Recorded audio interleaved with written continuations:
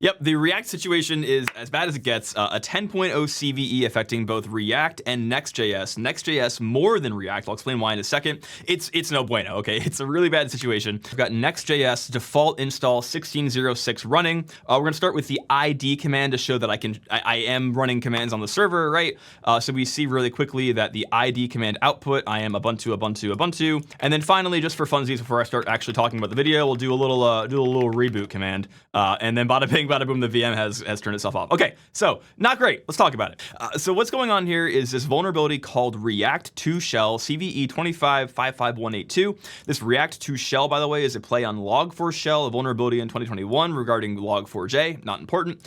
But basically, because of a vulnerability in the way that React server components was implemented, you are able to arbitrarily run any command as the user running the server on any server. Not great, right? Not great. Okay. And while we're here, guys, your boy is very close to 1 million subscribers. If you enjoy me at all, this content or otherwise, please hit that sub button. I really do appreciate it. It would be very neat if I got to 1 million, and I think I will. Just, faster, please. Thanks. So let's explain what React server components are in a very simple way. And let me be very clear to begin with, I am not a web dev. I am a security guy, but I do some web dev. I know Theo. I know enough, okay? So generally in the internet, you have the front end, right? And a front end server is going to deliver you some amount of JavaScript here that goes to your browser, right? The JavaScript will render, it will be beautiful. You'll have a website, you'll see a thing like Excalidraw and it's glorious, okay? And then in the code for the front end, we'll have other code that knows how to talk to the back end. It'll make an API request, like in something on the order of like /users or /user/ID, right? And what this will do in the back end is have code that will make another call into the database, right? The reason why the backend exists is because the backend has to have credentials to talk to the database, and they don't want you to be able to arbitrarily talk to the database. That's no bueno. That's very dangerous. So the backend is like a bouncer or like a mitigator or a mediator that says, hey, I'll be the one to talk to the database. What do you want to know? Okay.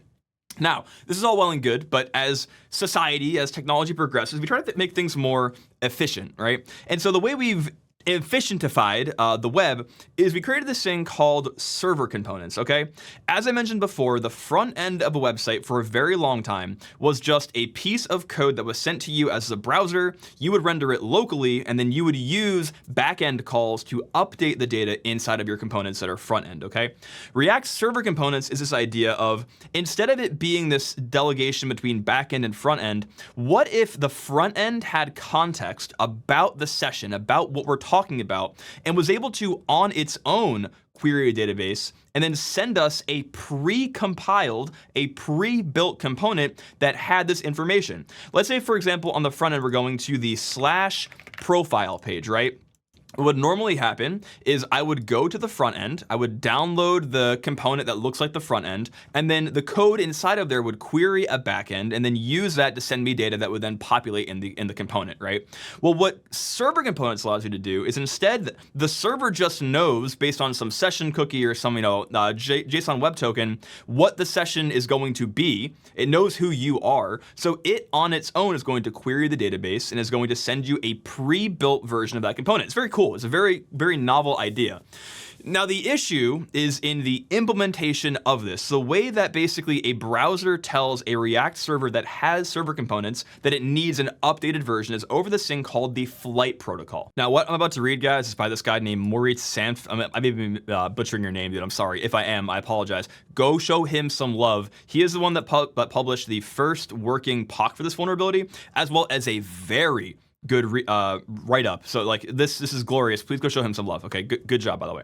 Okay, well, we can't stop these crazy 0 days from coming out. One thing we can do is protect ourselves online by using today's sponsor, Flare. Flare is a threat exposure management platform that allows you to see if you or your company's data have been compromised in the latest cyber breaches. The way Flare works is you put your identifiers into their system, like your email addresses and your usernames, and Flare goes through and scours the dark web and illicit Telegram channels to figure out if you or your company's data has been compromised in the latest breach. If they have, they send you an email freeing up time for you and your SOC to look at other things more important to your day-to-day operations. Flare just released their new collection tab. The collection tab allows you to see all the events that have been collected by Flare over the course of the last 3 months, over 1 billion events collected, with 15 million just being Stealer logs alone. My favorite part of the new collection tab is the named breaches area. In the named breaches area, you get a nice single one-page write-up of what happened in latest breaches, how they got compromised, and what was actually compromised.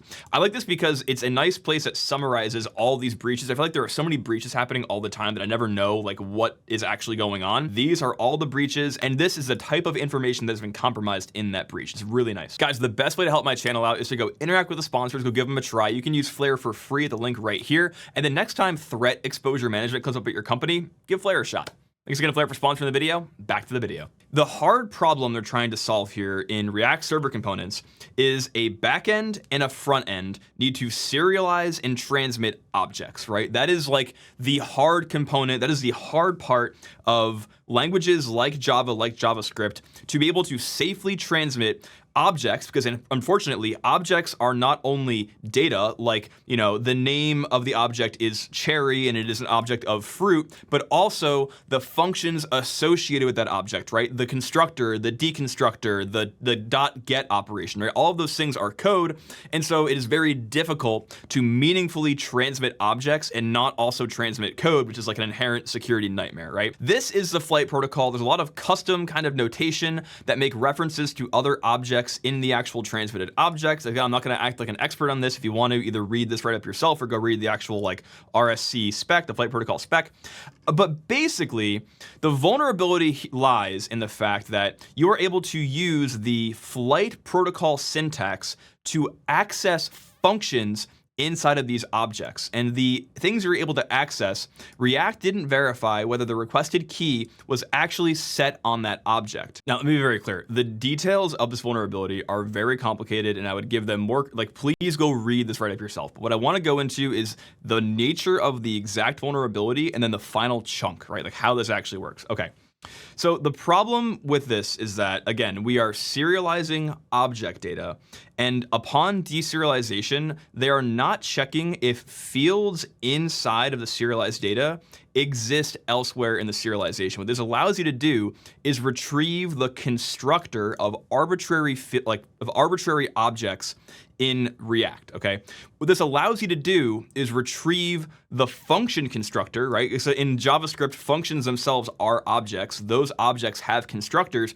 So if you can call the function constructor on user data, it will turn the JavaScript into a callable object, which is arbitrary code execution, right? So via a very good write-up, what ends up happening is this piece of code here, which is absolutely glorious, okay? Here is how this vulnerability works. They create a crafted chunk that has a then call. So basically they take another object in the chain and say that, hey, I am a thenable, which means it's an awaitable object, and its then is the same as the other then, right? So that basically they don't have to recreate then, it just uses the function prototype then. Okay. They have some codes in here, status and reason, to make sure that the chunk gets processed properly in RSC. The same for value. But then here is the crazy part. They use the form data and make sure that form data, the field, has a get attribute. And what the get attribute is the constructor for the function type, okay? So right now, get, the field, is just the function constructor, okay? So basically what ends up happening is this response object in React, they say response form data get on response prefix plus 0. What this turns into is the function constructor, the text, which came from response prefix, plus the object ID 0, and they put a little comment in there to make it go away. This gives them the ability to run arbitrary JavaScript in the context of a Node.js instance, which means they can call process main module require child process to get like the process instance, and then run an arbitrary command function or an arbitrary system command in the form of calc ID, rmtacrf, etc. Right? Like just incredible. The core vulnerability again being that they do not check if fields that are put inside of the serialized data exist in the serialized data. So when they deserialize them, you can access other stuff outside of the context of your serialized string, right? So again, $proto constructor resolves to the function constructor, function. Now, I said at the beginning, right, this affects Next more than React. Why is that? This thing we're talking about, again, is the idea of server components. It is the ability for the server to render JavaScript on your behalf before it sends it down. The reason why Next is more vulnerable than React, and this is not like me like shooting shade at Triangle companies, it's just a fact. RSC is a thing that in in React period, you have to opt into, right? Things are not server rendered by default in React. In Next, unfortunately, things are server rendered by default. And the example I showed before, I literally just installed a Next default instance. And so because there is code in the app directory, right, this code will attempt to be rendered on the server and therefore uses a vulnerable version of the React Flight protocol. Bonkers. Again, worst case scenario. In terms of active exploitation, there have been some, I think like Chinese or China-related APTs being caught throwing this. Not surprising there. I'm sure other countries are also actively throwing this around right now. Crazy vulnerability, guys. Again, if you are not patched, the ways you can patch are the following. Based on your minor increment version, these are the versions you upgrade to get out of the vulnerability. And then also, I think they say for 14.3, downgrade to 14 flat, and that'll get rid of the bug as well.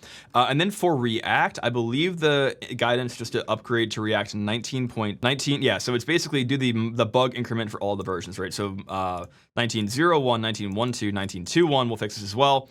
It's crazy out there, man. If you are actively vulnerable to this, please, like I would say, tear down your web server, upgrade your code offline, and spin it back up. Bonkers. Now, guys, the question of the day: would Rust have fixed this? Probably. I don't know. No, I mean the problem is like any serialization framework, if it allows you to serialize objects that have associated code, there are inherent vulnerabilities in the potential transmission of code that is not trusted, right? I don't think Serde allows you to serialize code. I think it just serializes data, so probably would have worked, but also this is not a conversation about Rust. This is a JavaScript conversation. So anyway, guys, if you like this stuff, if you like me, if you like, water, hit the sub button. I really do appreciate it. We're close to 1 million, and then we'll see you in the next one. Take care. Goodbye.